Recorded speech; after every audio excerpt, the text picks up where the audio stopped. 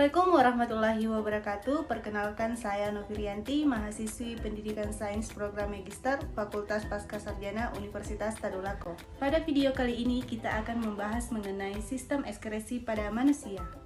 Nah, ketika kita berolahraga, maka tubuh akan mengeluarkan keringat. Keringat merupakan respon terhadap tubuh agar suhu tubuh tetap normal. Berkeringat pun termasuk ke dalam salah satu jenis ekskresi.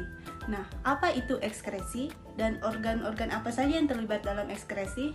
Yuk kita simak video berikut ini. Sistem ekskresi adalah proses pengeluaran zat sisa metabolisme yang sudah tidak berguna bagi tubuh. Organ yang terlibat dalam sistem ekskresi itu pada manusia ada 4, yaitu ginjal, kulit, hati, dan paru-paru.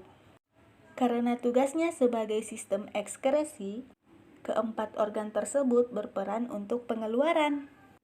Ginjal untuk pengeluaran urin, kulit untuk pengeluaran keringat, hati untuk pengeluaran cairan empedu, dan paru-paru untuk pengeluaran karbon oksida dan uap air. Yang pertama adalah ginjal. Manusia memiliki sepasang ginjal di rongga perut sebelah kiri dan kanan, ruas-ruas tulang pinggang, dan bentuk ginjal seperti kacang merah. Tugas utamanya adalah menyaring darah yang nantinya akan diproses menjadi urin. Struktur ginjal seperti gambar berikut ini. Terdapat 3 bagian utama pada ginjal, yaitu korteks atau kulit ginjal, medula atau sumsum ginjal, dan pelvis atau rongga ginjal. Unit terkecil penyusun ginjal adalah nefron. Sebuah ginjal tersusun dari jutaan nefron.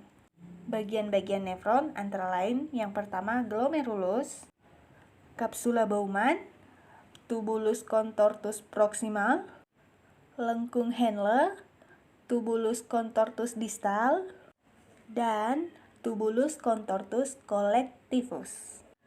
Karena ginjal bertugas untuk menghasilkan urin, mari kita pelajari tahap pembuatan urin dalam tubuh kita, di mana tahap pembentukan urin diawali dengan tahap filtrasi, yaitu tahap penyaringan darah. Proses ini terjadi pada bagian glomerulus. Sesuai dengan tugasnya untuk menyaring darah, maka zat-zat yang berukuran kecil dan lolos saringan glomerulus saja yang bisa masuk. Sedangkan zat yang berukuran besar tidak bisa masuk. Hasil dari tahap filtrasi adalah urin primer atau disebut juga dengan filtrat glomerulus. Kemudian yang kedua adalah tahap reabsorpsi. Tahap reabsorpsi adalah penyerapan kembali zat-zat yang masih berguna bagi tubuh, misalnya glukosa, asam amino, dan air. Tahap reabsorpsi terjadi di tubulus contortus proximal. Hasil akhir dari tahap reabsorpsi adalah urin sekunder atau disebut juga dengan filtrat tubulus. Selanjutnya, tahap terakhir dari pembentukan urin adalah tahap augmentasi, yaitu penambahan zat yang tidak berguna bagi tubuh. Tahap augmentasi terjadi di tubulus contortus distal. Hasil akhir dari tahap augmentasi adalah urin sejati atau urin sesungguhnya yang sudah siap untuk dikeluarkan dari tubuh.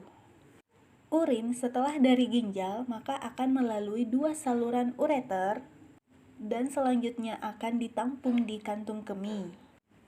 Dan akhirnya akan dibuang melalui saluran uretra. Organ ekskresi yang kedua adalah kulit. Sebagai alat ekskresi, maka berperan dalam pengeluaran keringat.